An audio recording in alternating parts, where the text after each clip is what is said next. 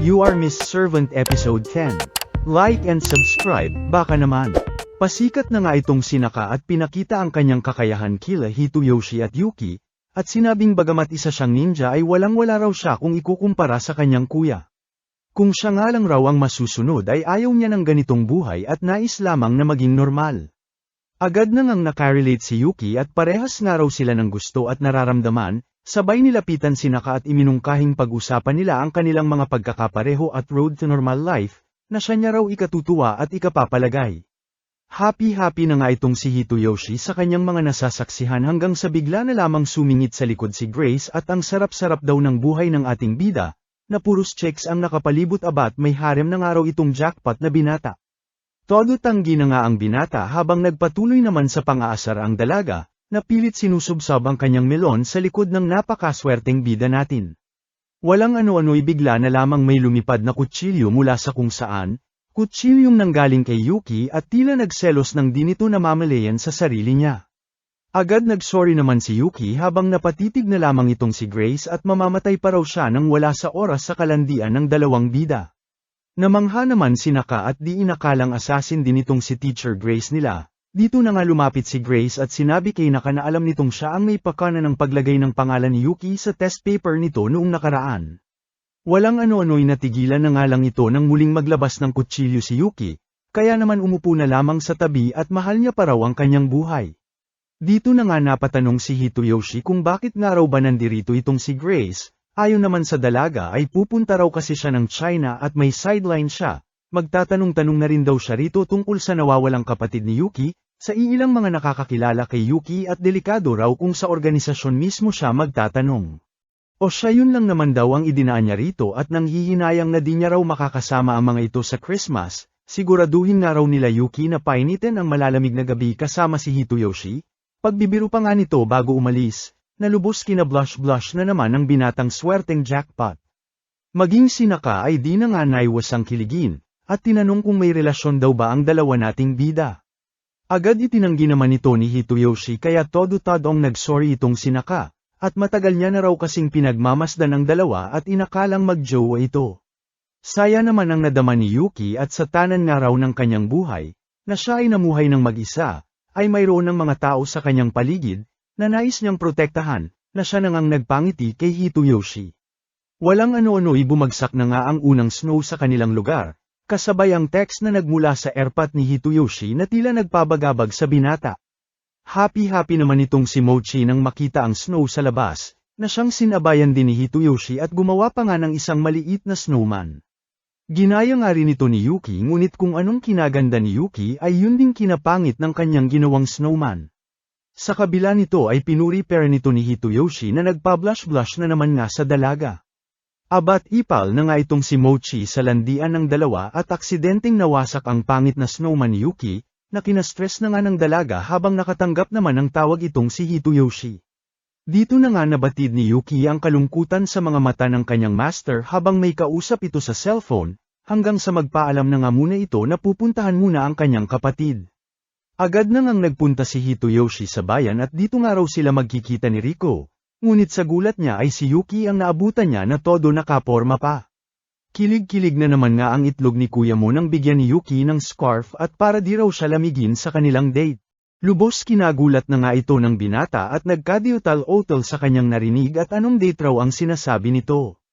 Paliwanag naman ni Yuki na ito raw ang makakapagpaganda ng pakiramdam ni Hitoyoshi, ayon sa sinabi sa kanya ni Miss Rico, na mag-date raw silang dalawa. Nais niya lamang daw na gamaan ang pakiramdam ng ating bida at makatulong sa nabatid niyang kalungkutan nito simula pa kanina.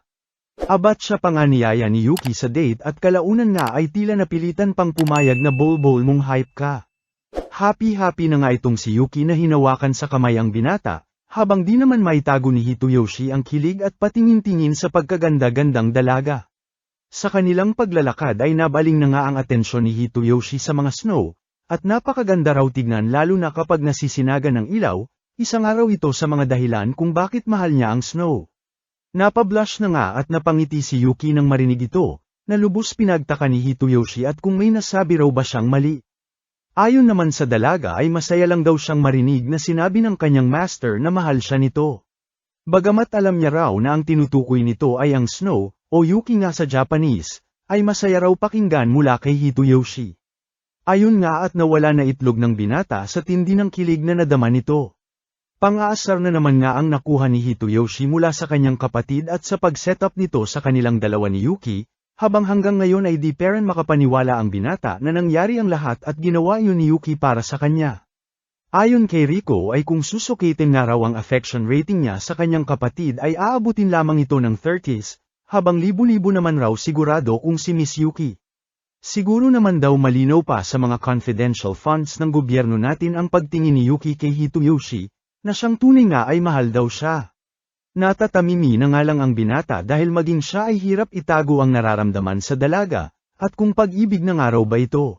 Walang ano-ano ay bigla na nga lang naglabas ng isang application si Rico, na kung tawagin ay Unrequited Love Diagnostic Test, na siyang susukat raw ng kanyang estado sa puso ni Yuki. Lubos ibinida na nga ito ni Rico kay Hitoyoshi sa kabila ng pagdududa rito ng binata, at reliable raw ito dahil maging mga kaibigan niya ay ito raw ginagamit bago umamin sa mga crush nila, at napaka-accurate raw ng mga resulta. Sus naman wala naman mawawala sa'yo, pangungulit na nga ni Rico sa kanyang kapatid na ubod ng torpe. O siya, unang tanong, hinahawakan ka ba niya? Oo naman ang binata. Pangalawang tanong, pinupuri ka ba niya ng madalas? Muli ay oo ang sinagot ni Hitoyoshi. Pangatlong tanong, siya ba ang nagsisimula ng inyong mga usapan? Oo na naman ang binata. Pang-apat na tanong, tinutulungan ka ba niya pag napa-trouble ka? Oo na naman si kuya mo. Pang-limang tanong, bigla na lang ba kayong nagtititigan minsan? Oo daw ika na nga ng binata. Pang-anim na tanong, tumatawa ba siya sa mga kwento mo? Oo daw ika na nga ni Hitoyoshi. Hanggang sa nakaabot na nga sila sa question number 25, ang huling tanong kung saan nasabi na raw ba sa kanya ni Yuki na gusto siya nito. Pabulong na hindi na nga ang sagot ni Hitoyoshi rito. Ayon nga at natapos na ang Unrequited Love Diagnostic Test na paganap ni Rico, kung saan 76% daw ang tsansa na mahal nila ang isa't isa ay kilig-kilig na balita na nga ni Rico sa kapatid niya. At kulang na nga lang daw ay umamin na itong si Hitoyoshi nang matapos na ang kalandian nilang mga hayop sila. Kalaunan ay dumating naman na mula sa pag-shopping itong si Yuki, na siya nang ang sunod kinulit ni Rico at may mga katanungan daw siya rito na kailangan niya lamang sagutin ng oo o hindi. Lubos kinataranta na nga ito ni Hitoyoshi lalo na nang marinig ang mga sagot ni Yuki, na parehas sa kanya ay puros oo ang sinasagot. Oo dito, oo doon, di na nga kinakaya ng binata lahat ng sagot ni Yuki at nawiwindang sa tabi. Hanggang sa umabot na nga ang dalawa sa panghuling tanong, kung sa sinabihan na raw ba siya ng kanyang kuya na gusto siya nito. Agad oo naman ang sagot ni Yuki at sakto kagabi pa nga lang daw. Kilig-kilig na kinagulat na nga ni Rico at solve na raw ang buhay niya.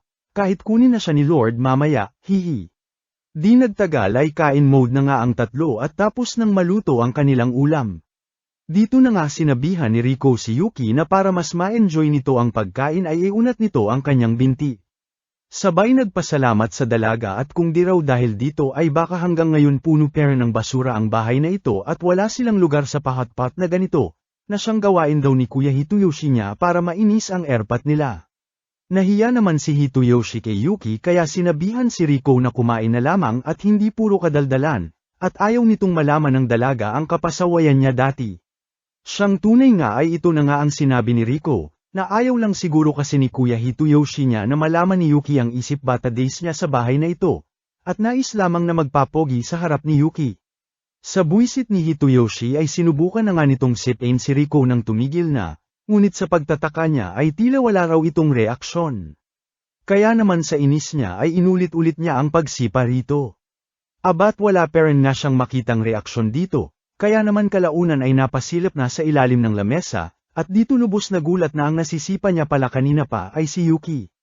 Ayun nga at nagkahiyaan na ang dalawa habang naiwan namang nagtataka si Rico at ano raw ang nangyayari sa dalawa. Todo sorry na nga itong si Hitoyoshi habang happy-happy na naman itong si Rico at secret code daw ba ito ng dalawa para sa I love you.